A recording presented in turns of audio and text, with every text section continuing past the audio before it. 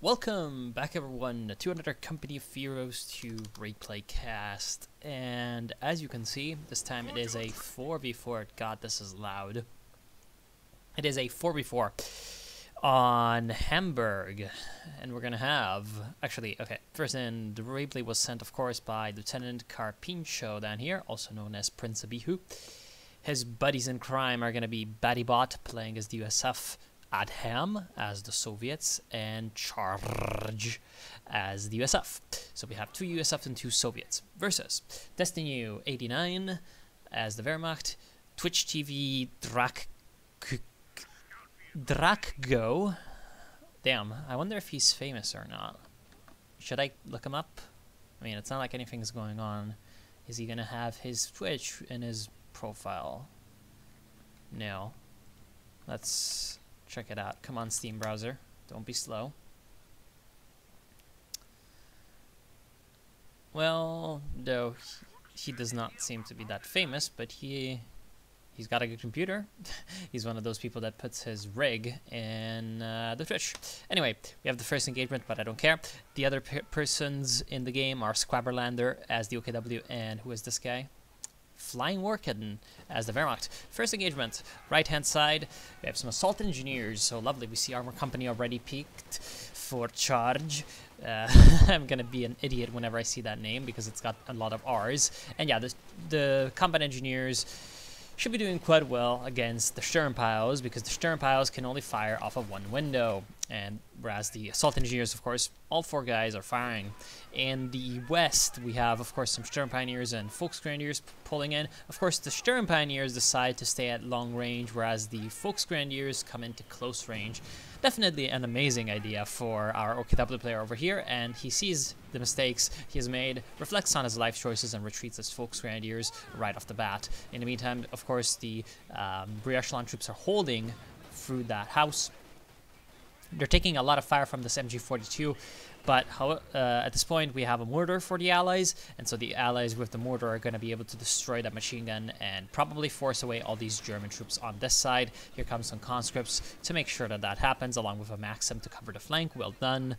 And in the meantime, on the right side, we have the Germans with a mortar, but the Germans definitely lacking in terms of frontline stuff over here. No Grenadiers, no Volksgrenadiers, and in fact, they're going to get flanked by some Penals. The machine gun is not going to be enough because here comes the flanking maneuver. However, these two Volksgrenadiers get here just in time to repel these Penals. And so, of course, also the Penals getting suppressed by just random fire going in the direction of the combat engineers. Not that good for our good Soviet players. But, yeah, it seems like the Allies are winning basically on every front, which is quite good for them. Ooh, I just noticed that I forgot to have any glasses over here, so I guess I'm gonna have to drink from the bottle. Anyway, ooh, this could be pretty bad. We have two assault engineers. These should be, you know, doing quite well at close range against the Volksgrenadiers, so Twitch TV guy needs to be very careful. However, his Volksgrenadiers managed to get a snipe off on the rear echelon troops, so that was a very, very good little kill. In the meantime, in the north, we have conscripts charging in. However, the other conscript squad has to retreat. Conscripts trying to get the fuel point, and at this point, that's gonna basically be a good idea. Problem for the Allies around here, it seems like there's a lot of machine gun fire that's coming through that's preventing them to advance towards the VP. But other than that, they're doing quite fine. They're going to lose the other VP to the Volksgrenadiers. Again, other than the VP situation, their sort of position is good. They're advancing. They're getting wins on these engagements. So that's quite good for them. And right now, free mortars on the side of Battybot. That's going to be very, very strong against these machine guns. Definitely a good purchase. In the meantime, we have a bit of a push down here from these Volksgrenadiers. They're going to try to neutralize this point, which is already neutralized because they're smart. And right now, in this sort of east, we have a little bit of an engagement. Pretty much nothing new is going on, so I'm just going to fast forward a little bit. Right now, it seems like Carpincho is going to be trying to advance towards the center, nicely placing down some sandbags, using the cover of both the buildings and the sandbags to repel those OKW forces. And now he's going to be able to capture the central VP. In the meantime, he has managed to get some barbed wire off on that bridge, but I'm not sure how effective it's going to be because, well, yeah, it is going to sort of slow down and block the Germans over here from using the infantry to capture these points on the left-hand side, but what if they come with a cube wagon or some kind of vehicle? Speaking of some kind of vehicle, let's check out the Tekking. As a massive horde of... oh, damn. They're going to fight fire with fire. It looks like the assault engineers are getting completely cooked by the flame half-track. So that's pretty good, of course. Destiny going for the flame half-track, getting the tier 2. His friend over here got the tier 1, of course. Battle quarters near the battlefield just to get that extra bit of healing. The other battle quarters being set up in the base, and we have another tier 2 on the field for War Kitten. So the Germans are starting to get into their light vehicle sort of territory. I wonder if any of these OKW players are going to go for some kind of flak half-track or something like that. It's been a while since I've seen some glorious map hacks wagons, so I would love to see some map hacks as well coming on the field. If you do not know, by the way, that's the way I call the infrared half-track. I just call it the map hacks wagon because it is essentially legal map hacks, and I love it. It's amazing. For the Soviets and the Allies in general, we have, okay, so he's going for the captain, charge. His buddy over here, Adham, has a Tankovi battalion command and tier 1, so no tier 2. Of course, Carpincho going tier 2 because he had those maxims. And other than that, he hasn't gone for anything. He's saving up his resources, which is kind of fine. And his buddy hasn't chosen anything? No, he's gone for the captain. Okay, so double captain for the Americans. Definitely, lieutenant is very viable. Haha. So funny. Anyway, right now, yeah, it looks like the Allies are going to go for some light vehicles like Stuarts. I would like to see some Stuarts, but we do not know yet. Nicely done with that satchel charge, and of course the the combat engineer horde is going to push these guys back. Well done by Charge, who's going to charge in and force them away. The problem is, at this point, the Germans have fortified themselves quite well against this VP and field point with the mortars, the machine gun in the building, the flame half-track, and of course the cube wagon as well. So it's providing a lot of protection for this right-hand side of the map, and it's also kind of a sort of choke pointy area. So it's going to be relatively difficult. Looks like a bit of a misclick is going down, and the machine gun is shooting at the tank trap. And for some reason... Wait, no. Okay, so that's the American mortar. Right, American mortar laying down a pretty decent smoke screen against that machine gun, and that's going to allow these combat engineers to charge in with their flamethrowers. However, they're not using a tac round to fire into the structure, which is a bit of a problem, and they're getting suppressed by this other machine gun. And right now, their entire area is being sprayed with fire by the flame half-track, who is going to sacrifice himself nobly so that his infantry units can survive and the machine guns can keep laying down fire on the enemy. Well done by these penals and the captain to destroy the flame half-track, which was a very, very annoying little asset. The flame half-track destruction allows the penals to go in and get a satchel charge off on the building. So that's not going to be a good hiding place anymore for the machine gun, which notices and gets out. Well done by Destiny. Whereas it seems like on the other side of the map, we have a little bit of a stalemate as well. However, the Germans have control of the VPs, so that's allowing them to get a triple cap. Well done by the Germans, and they're in a good position. However, they need to be kind of careful because, ooh, tank trap, not tank traps, tank destroyer commander being picked for Carpincho. Carpincho with tank destroyer tactics, and that's gonna, you know, have the PTRSs on the conscripts. But most importantly, later on, you get the ML-20 gun howitzer and then the PTAB anti-tank bombing run, which is a very, very nasty ability. It seems like these light vehicles are going to be very sort of challenged by the PTRSs, but other than that, for a while, that commander pick isn't going to do too much. Just like the armor company. The armor company, up until it gets those M10s, it's going to have some problems. However, we do see an M5 Stuart already on the field on the right side, and an Su-76M, as I expected. A few light vehicles on the field for the Allies. Those are going to be very useful. Of course, with the Su-76, you can try to counter these mortars and anti-tank guns and machine guns. the meantime, well done, by the way, by Charge. He's using that smoke screen from the mortar, which is now dead, to pretty good effect. The Pack 40 has to reposition to avoid getting himself run over by all the infantry, and the smoke is protecting the Stuart. In the meantime, the Stuart destroys the machine guns so that the infantry can move up. Well done, stealing the machine gun 42 with the captain, and at this point he's going to charge ahead, but a bit of a counterattack coming through from the Germans is probably going to force him back. With the Soviet force, the Allies might be able to hold. In the meantime, in the north, we have the Stuart thinking it's a ship and going into the dry dock for some bloody reason. And that's fine. However, what's not fine for the Allies is that their mortars are getting cooked by incendiary grenades. And here comes the 222 just finishing off the last few survivors. They are all gone, and that's 4 mortars dead. I think that's like, what? Oh, no! With 4 mortars dead, BattyBot decides to quit the game. No! That was, what, like 800 plus 160, 960 manpower. Pretty bad for him.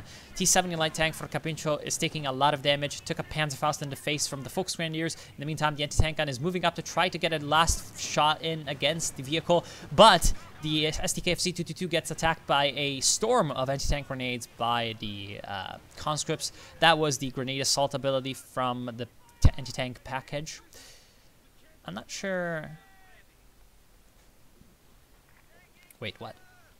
That was definitely a lot of anti-tank grenades hitting the Fink. The Fink? I'm starting to speak like Russians. That was definitely a lot of anti-tank grenades, and I thought that there was an anti-tank grenade assault ability in this tree, but it looks like they reworked that away? Then how did they do that? There was definitely an anti-tank grenade storm. Maybe it wasn't a storm, it was just like a couple of grenades hitting at the same time. I don't know. Whatever. What's important is that the 222 is dead. Who gives a shit? That's pretty bad for Flying Workin, because he could have gone for like Jaeger armor or something and gone spotting scopes on it. Even light vehicles can be useful late game, as he will soon discover when he gets the Stuart repaired, or rather as the Allies will soon discover when the Stuart is repaired. Of course, that was AI at the time of its death. T-70 charges up to try to get some scouting and kills in, but the problem is there's a Schwerpanzer headquarters over there, and wait, what? He's back? Okay, he got the DC, which, I mean, I'm sorry, I thought he was rage quitting. Oh, the Stuart is dead. Then these light vehicles just charging into Schwerpanzer headquarters and anti-tank guns dying all the time. Anyway, see, I thought that he dropped, you know, intentionally, because he just lost 4 mortars. So I'm like, okay. But it seems like he lost the mortars because he dropped, and not the other way around. Anyway, somehow he got back in and told something to someone. See, what would be nice if you could reconnect, you know, just like in League of Legends or something. Like, you get dropped out, and then you can reconnect back into the game and continue playing. That would be very, very useful, Relic. I wonder why it's not the case. Anyway, yeah, seems like the Allies are in a bad way. Not just because of the... Ooh, damn, that's a lot of PTRS fire. Not just because of the VP situation that we have touched upon earlier, but that's, of course, because they're down 1 player, and both the right side and the left-hand side are very fortified by lots of Germans, lots of angry Germans that do not want the Allies grabbing their points. As you can see on the right side, we have some pretty good fortifications up over here. We even have a flak emplacement from the Luftwaffe ground... No, that's not Luftwaffe ground forces, that is fortifications. The flak emplacement, though, is going to die because there is a pack howitzer shooting. Well done. Pack howitzer versus the support gun. Battle of the Titans. But yes, even if that dies, we're going to have some problems for our good allied players trying to push into this area because there's just way too much shit in here. That's not going to be good for them. In the meantime, looks like their anti-tank guns are getting destroyed by the MG42. Well done by the Allies over here, picking away at the outer defenses, the perimeter that's defending the Schwerpanzer headquarters, and not straying into the arc of fire of the Schwerpanzer headquarters. They haven't gotten into the range of it so far, and they're just able to use their forces just kind of picking away at these last units that are around.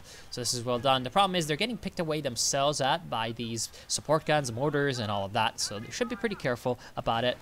In the meantime, on the left-hand side, we have a pretty good sort of defense line set up by the Germans, going all the way from the entry to the base with the Schwerpanzer quarters over here, all the way to the left-hand side with all of the dry docks and that.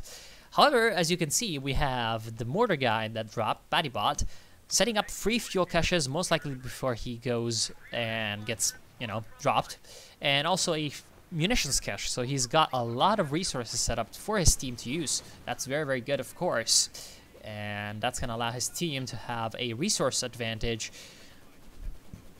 if their, of course, controlled points were comparable. Right now, that's not the case. The Germans have 2 of the fuel points, whereas the Allies only have 0 of the fuel points because they have none of them. I know that didn't make any sense. Anyway, whereas, of course, when it comes to munitions, the Allies are ahead. Still, if the Allies capture any of these fuel points, they're going to be in a good spot. And it looks like on the left-hand side, we have a OKW Panzer IV. Yep, destroying all the fuel caches. In the meantime, Sherman is going to face off against the Stuart. I'm not sure what's happening over here. It's the AI. It's doing its own thing, and it's kind of derping. But Carpincho is coming in to help. He's got a mortar that's pushing up a little bit too far, in my opinion, and a lot of conscripts with PTRSs, so those are going to be fairly useful against this thing, the Stuart. Looks like a bit of a push for Carpincho, trying to at least capture some points. Is going to run into some fuel caches and be repulsed. And in the meantime, more Panzer IVs on the right side being repulsed by both Su-76s and anti-tank guns. Also, we have an M10 on the field for charge. M10s are lovely. I definitely enjoy M10s, but what you don't want to do is do this. I mean, yeah, sure, you are, supposed to use them against infantry, crushing the infantry. But don't do that in the aim of the anti-tank guns, right? If there's an anti-tank over there, you should be very careful about what you do with your M10. And there goes the M10. Oops. So that was a bit of an overzealous push for the M10. In the meantime, left-hand side, we have the Panzer IV trying to charge into the base. That's also a very bad idea, even though it's just the AI. That's just very, very easy. A very, very easy way to get surrounded by infantry and get yourself into tank grenaded. And if you're in the middle of the enemy base, you're not going to have any engineers to repair you, are you? And in the meantime, we have a bit of a push on the right side with vehicle crew trying to charge up, getting the anti-tank gun, a little bit of pressure put on it, but it's going to be able to escape. And the Schwerpanzer on this side died, so that's well done by the artillery units of the Allies. Oh, Panzerwerfer. Panzerwerfer on the field over here at the same time as a Katyusha reaches the field. Katyusha, which is now up to 6 kills, actually already had a moment to fire. Probably participated in the destruction of that Schwerpanzer headquarters. And we have more Katyusha from Carpincho. So that's pretty good, in my opinion. It's also interesting that he's using them to help out his allies, because he knows that on his side he's kind of 2v1 with the AI, so he's sending them into the right side to kind of help. There's more sort of targets on this side. It's just a better place to put your Katyusha, so that's, in my opinion, a well done move. Of course, he also needs to start paying attention to his side so that he can get some points back for his team, especially this middle VP is quite important.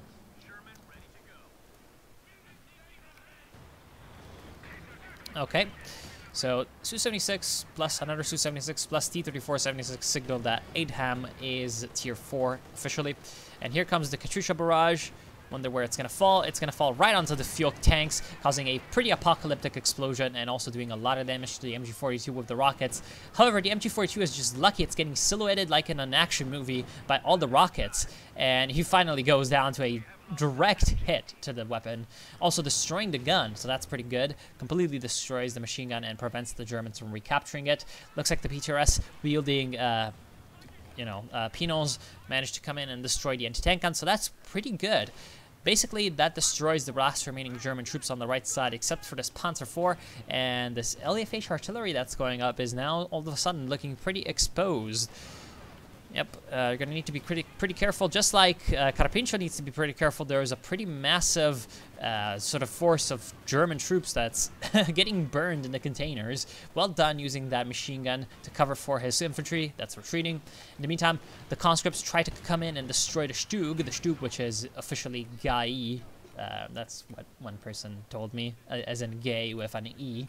And yeah, the Stug, I don't like it. It's not a very good decision to go for a Stug in this kind of a game. You really want something that can deal with infantry, like Panzer IVs, or maybe wait for big heavy tanks, just like your Tiger. In the meantime, right side, we have a couple of Su-76s that are charging in. However, that's probably a little overzealous. There's a Panther over here, actually, that's very damaged. I'm not sure exactly what happened to it, but luckily for it, the Su-76s can't get a last shot in. So that was very lucky on its part. In the meantime, the Allies are firing artillery, the Germans are firing artillery, everyone is kind of blowing up. This is definitely weird at this point. In the meantime, 2 Katyusha from Carpincho do have a few kills. They were getting hunted by the Stuart, which now has a buddy, a Beutepanzer buddy. The Sherman is now stolen by the Axis as well. So Flying Wirtgen is starting to become essentially an USF player in disguise. Or, well, he's actually a Wehrmacht player in disguise at this point, with Shermans and all of that. Well done. So the AI definitely feeling the Christmas spirit, even though we're not in Christmas anymore, and gifting a lot of stuff to the enemy.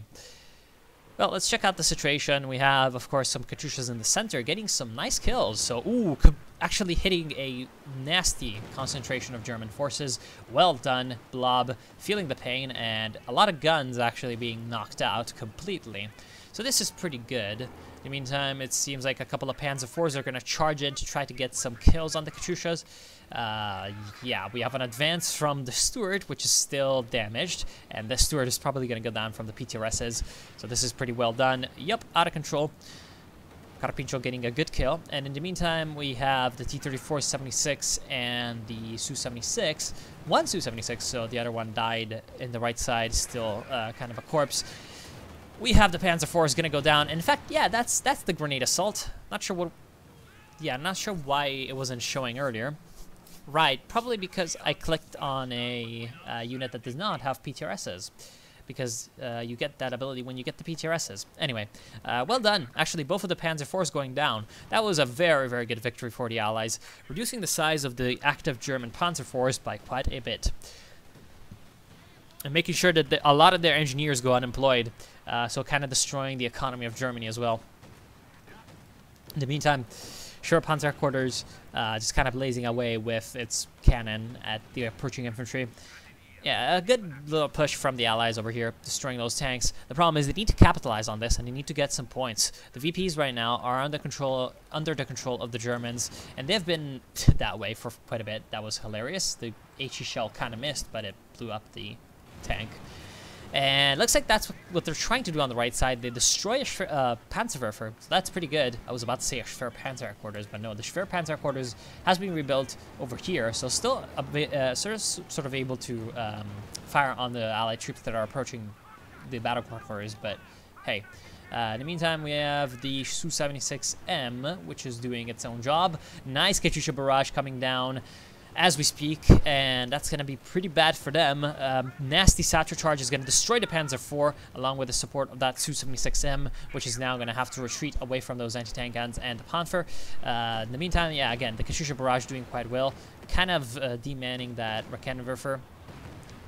And actually, we have the... What was that? That was the random artillery from, of course, this guy, charge. Oh, well. I'm not sure that the sacrifice of a Panther to kill only one Katyusha was a good idea. In fact, I'm pretty sure it was a good trade to lose one Katyusha for the Panther. Although, I mean, you could have retreated the Katyusha, you know? Yeah, I guess they did not really expect that to come. They didn't really expect the guy to come in and charge in like a madman. We have an Ostwind on this side, which is confusing me. I'm not even going to try to think what this guy is thinking. And yeah, I mean, once again, the problem for the Allies is that they're not capitalizing on their victories by coming in and taking the points. On the right side, they have done this a little bit. That's partially because they've been winning harder on this side. So yeah, it's not even like they're capitalizing better. It's just that they're winning harder. And so they don't need as much to capitalize because the Germans are probably just all dead anyway. Whereas on the left side, Of course, we have the problem of one of these players being an AI, so that's really putting a dent in the Allied efforts to capture the central VP. It's also putting a dent in the Allied efforts to recapture the left-hand side. And also the fact that Carpincho is putting some of his units on the right side to help out his allies here, and ooh, nice kamikaze almost hitting the ambulance, is probably not helping our good Soviet players. In the center, we have a bit of an airstrike. I wonder what that is. That was probably the strafing run. Oh boy, I feel like this Ostwind is going to go up in flames soon enough.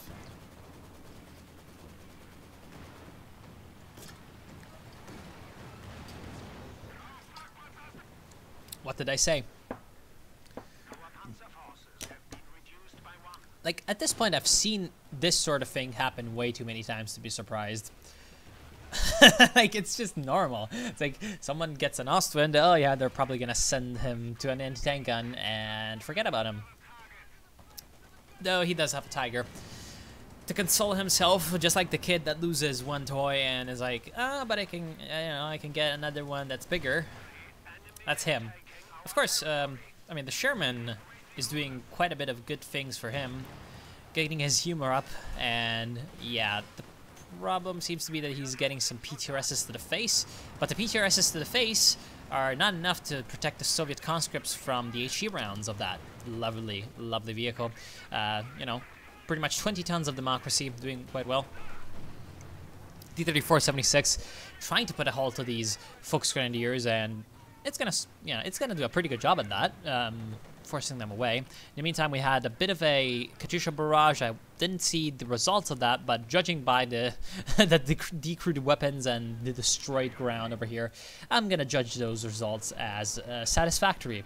Another Katyusha barrage comes in, decrews LEAG support gun, although no, that was actually decrewed already. It's on the same spot, so it's gonna probably hit a lot of empty ground. Panzerwerfer barrage coming down on those conscripts. The conscripts which actually get gibbed quite a bit by the Panzerwerfer barrage, but they managed to destroy the Panther. Well done. With just the PTRSs, he was able to destroy the Panther, which, to be completely honest, was being way too reckless already on the right side. And by the Panther, I mean the guy controlling the Panther, because I just realized that the first Panther was already dead, so that was actually not the same Panther as the one that was going on earlier. We have a bit of a airstrike. Looks like it was aimed at the Katyushas, but the Katyushas nimbly retreated. The Stu goes down to an anti-tank gun. Well done. And the Allies are going to try to charge in with their lovely M10s, but the M10s right now don't really have a lot of support, so this is probably a pretty bad idea. So here we come with the M10s. They're going to charge straight at the Tiger. Perhaps not the best decision, especially considering there's a lot of Volksgrenadiers right near the Tiger. And yeah, they're going to run away as fast as they can.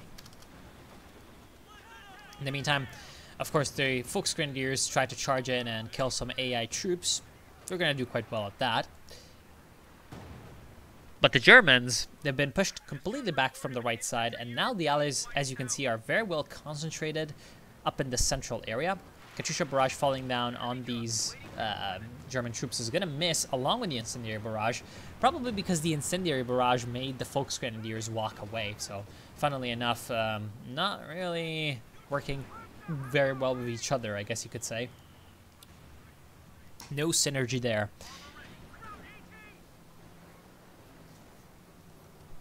Wait, where did that incendiary barrage come from? Must be the other Soviet player. Oh, he's... Oh! Well, hello there. Shock rifle frontline tactics. I didn't even pay attention to his doctrinal pick. And yeah, the lovely S2 is gonna kind of troll onto the battlefield. Stalinium blazing in. And right now, he's gonna need to help out his allies because, yeah, look at that. T-34 goes down, but the Katyusha barrage bringing the greetings all the way from the motherland to the front lines, where the soldiers are defending the country and all of that. So that was well done by that Katyusha. Of course, how many kills do these things have? We have 7 plus 36, so that's quite a bit, 43. And finally, the Beute Panzer is exploded by the Su-76M. So that's, of course, quite the achievement. At this point, we have... well, a massive Panzerwerfer barrage. That could be interpret in many ways. That was probably an attempt at destroying the Katyusha because it fell relatively near the Katyusha, and there weren't really a lot of infantry units over here, so I'm relatively certain that that's what the Germans were trying to do. The Germans suiciding in a Volksgrenadier for no reason onto the fire of that 120 something 128. I forget the caliber of that gun. I think it's 128. No, it can't be a 128 now, can it? It's too heavy tank. How big is your gun? And no, it's not a euphemism for the dick. I don't know, I don't remember. I think it's 128. Anyway, massive barrage coming through from the Katyusha, gonna force away the mortars. In the center, the Tiger is doing quite well. It's just kind of bouncing all the anti-tank gun shots and all the Su-76 shots. And at some point, this thing is gonna get penetrated by something, but, you know, that day hasn't come already. And the Su-76, seeing that his efforts are failing, decides to suicide because, you know, he's so dishonorable.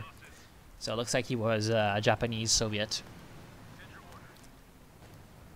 Well, I'm not sure what these M10s are doing, but there is a lot of vehicle crews on the field for charge. So I'm guessing that charge has been pretty good about... Wait, no, he's replacing... Oh, I love this. He's replacing his vehicle crews with, like, assault engineers. One of them with a captain and one of them with... with a rear echelon troop. I'm not sure what he's trying to do. I think he's trying to use the Thompsons as assault troops. That's hilarious. That's actually something I used to do. I used to put Thompsons on all my assault engineers, and I sometimes would replace the not my assault engineers, my vehicle crews. Sometimes I would replace the vehicle crews with rear echelons because they're just like, you know, they used to be like 180, now they're 200, and yeah, so it's pretty cheap to do. So I would do that and use the assault engineers as assault troops. Sometimes I would have a part of my M10s on one hotkey and a part of my M10s on another hotkey, and on one hotkey I'd have all of them upgraded with the Thompsons, so that when I'd get into the rear of the enemy lines, you know, behind the anti-tank guns and all that, I just get out. And that would surprise the shit out of the Germans the first 1 or 2 times I would do it, and I would be able to destroy all the anti-tank guns and all that. The problem is that, you know, after a couple of times they learn the trick, and then you get fucked. That's basically about it. These Germans, though, are definitely playing the turtle. Someone should give them a shell. Although they're definitely trying to build one for themselves. They've got a few units scattered about, mostly defensive emplacements, artillery, tanks. This is a line of steel at this point on this side for the Germans. It's going to be hard to break for the Allies. The problem is the Allies are building exactly what they need. Here comes a... Yeah, just as I was about to praise the Katyusha, looks like that was the 36 kill Katyusha, so that's pretty sad. So Katyusha has been murdered and raped. But, yeah, I was about to say the Allies are building exactly what they need to break it. That is a lot of artillery, a few heavy tanks, and a bit of tank destroyer action doesn't hurt as well. And also, it seems like with their artillery, their call-ins, they're doing quite a good job at decrewing all these support weapons all the time. So this is relatively difficult for the Germans to hold, especially considering that the right side is completely under the control of Charge over here with his strange army of M10s, with his infantry units inside. Oh my god, I've just noticed something. The models that pop out are actually the models of the squad that's inside. So over here, these guys are the assault engineers, and these guys are the rear echelons. Where's the captain? This is the vehicle crew, and this is the captain, so you can see there's a rifleman model in there. Huh, that's hilarious. Pretty cool. Anyway, yeah, the M10s are gonna swarm all through that Panther. Panther's like, oops, I made some wrong choices with my life, and right now there's an artillery piece over here. Not like the Germans didn't learn from the other artillery pieces that have been completely smashed by advancing Allied forces. But yes, it seems like the entirety of the German tank force, including another Sherman, mind you, so that's pretty impressive that the AI managed to, you know, gift another Sherman to the Germans. It's going to charge right side and destroy a couple of M10s, which were approaching in. I'm not sure what these suicide M10s were trying to do. They were trying to call in a 240mm RNG artillery. which slams right into the empty ground between a lot of Germans, thus accomplishing basically nothing. But this isn't called the RNGRD for nothing. This thing's radius is massive, and as you can see, it can hit right near a lot of your own troops, even though you think it may be falling somewhere else. By your own troops, I don't just mean like if you're the perspective of the enemy. I also mean your own troops, as in you're the guy that's calling in that artillery piece. You need to be very, very, very careful, because you could get your own, you know, squads just smashed. Kabloom. Wait, what is this guy doing? What is he doing? Oh well, he's gonna have to escape. And hi, I'm the S2, привет. Очень приятно, меня зовут ИС-2. Well done. So the S2 destroys the Panther, along with the support of a few units, but not like he needed that. Meantime, in the center, we have the Tiger and the Panther, very, very threatening force from Flying Workin, along with his buddies over here. The Twitch TV guy with the Panzer IVs and all of the the defensive emplacements and all of that. We have a few munition supplies, probably from, wait, Luftwaffe supply? What? I didn't even see. Wow. That's where all the airstrikes were coming from then. Okay. I just kind of assumed there was one of the other doctrines with that. And the Panther hits a mine on the bridge. Luckily for it, the bridge does not blow up, but still pretty bad. In the meantime, it seems like the SUs try to get a few shots in, and something is falling down over there, so nothing really too important. The Tiger once again charges in without any infantry support, but it's bouncing a lot of the anti-tank gun shots. All of the others, however, are penetrating, and now there's a couple of PTRS units and the S2 to help out with that Tiger. And in fact, it's going to have to escape away as fast as possible, otherwise Tiger might just become a pelt. Right now, we have a Jackson that's being destroyed by the AI, or rather, an AI Jackson that's being destroyed.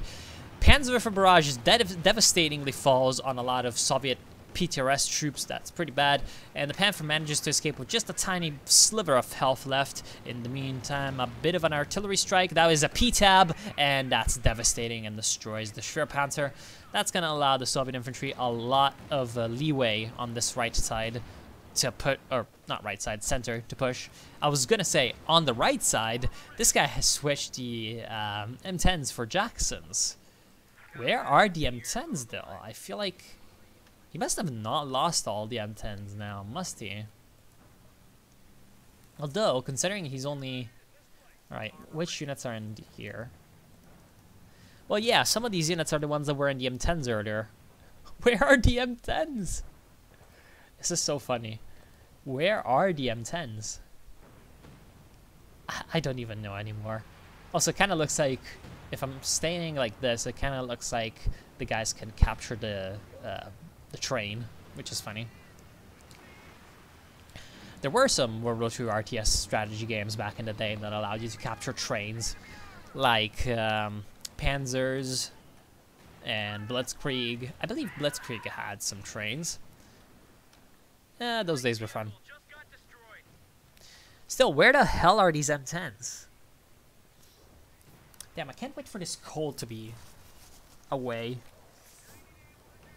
Makes it hard to breathe when you're casting, as I'm sure you're noticing.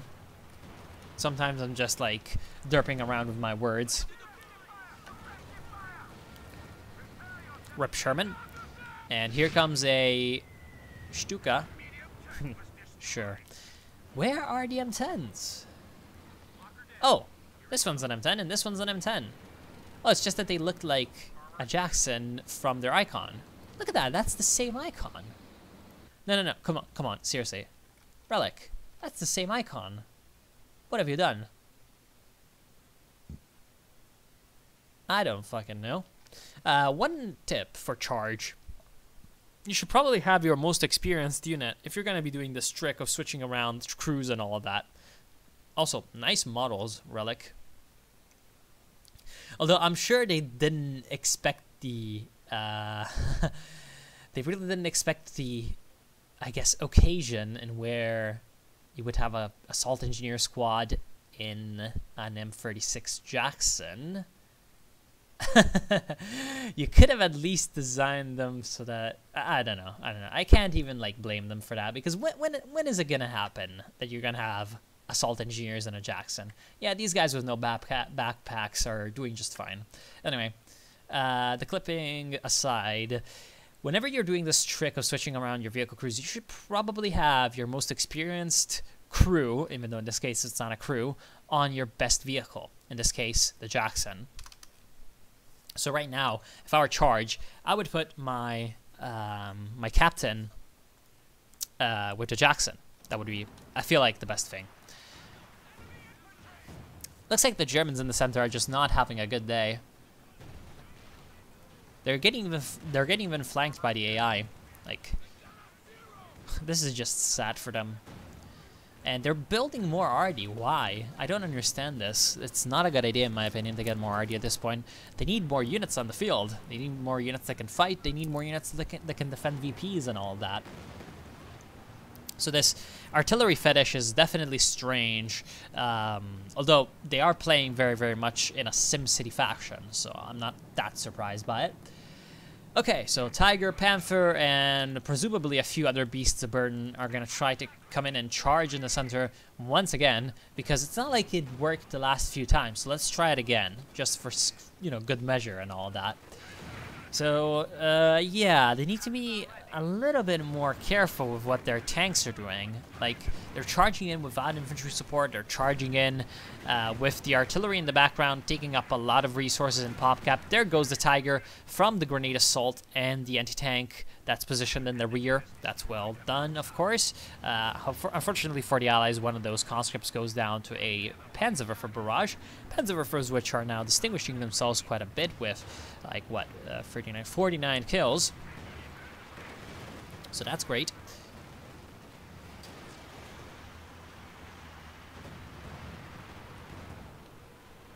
Katyusha barrage. All of that. Doing quite well, killing the Pak 43. So, yeah, that's exactly what I was saying, that, you know, getting those Katyushas, pretty good idea when the enemy's getting a lot of Simcity. Getting the artillery in general, not bad. So the Allies are essentially busying the enemy up in the center. They're fixing them up with an anvil, and then they're trying to come in with the hammer, that is the forces on the right side of the M10s and all that, and it's working out quite well. Also using the artillery to cover the advances is bringing in a lot of successes. They managed to destroy a Panther, and now with the Jackson and the M10s, they're able to come in 2 Jacksons and 2 M10s. Interesting combination. In fact, no, that's 3 Jacksons and 1 M10. The M10 charges in and tries to finish off the Panther at close range. It's going to eat a Panzerfaust in response, but it's going to manage to destroy that Panther with the HVAP rounds. Well done. However, more American armor push into the area, probably to destroy the Schwer Panzer quarters, is going to result in a lot of damage dealt to these Jacksons by the flak emplacements in the base. Finally, they're able to destroy the building. And at this point, the Allies are just kind of flooding through in the center. It's a massacre, and they're able to come in, destroy everything, slaughter everything, and rape the corpses. That's well done by them, and the S2 is going to cover everything. And yeah, 1 Jackson goes down, but that's a small price to pay for basically destroying everything in the base. Artillery falls down on the artillery, so pretty good counter-battery fire, and the Pak 43 thinks it's a ship and gets into the dry dock as well.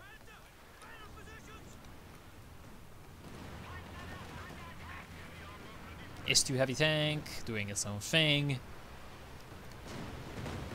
Katyusha rocket barrage. Yeah, wiping out basically everything, destroying a Panzerwerfer.